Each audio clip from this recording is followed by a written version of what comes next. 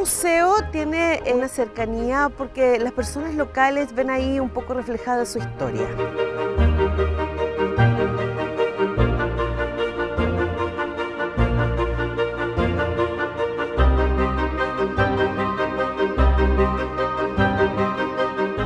El museo es un espacio, no es solamente de ir a sentarse a leer, es un espacio donde se puede desenvolver culturalmente, donde podemos fortalecer nuestra identidad cultural y en donde se puede compartir con gente que tiene el mismo interés.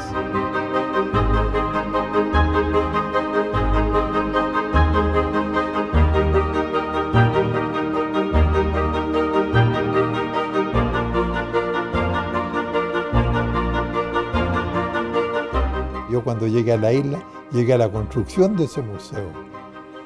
Y ahora veo que hay una obra mía que te estaré exponiendo ahí.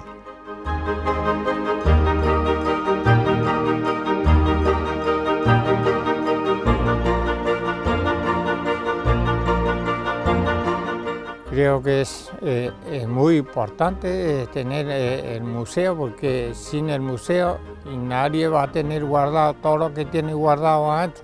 En mi caso, yo me gustaría que mis hijos, que mis nietos, que mi nieta, que mi bisnieto vaya para allá y encuentre todo lo que ellos quieren encontrar en el lugar.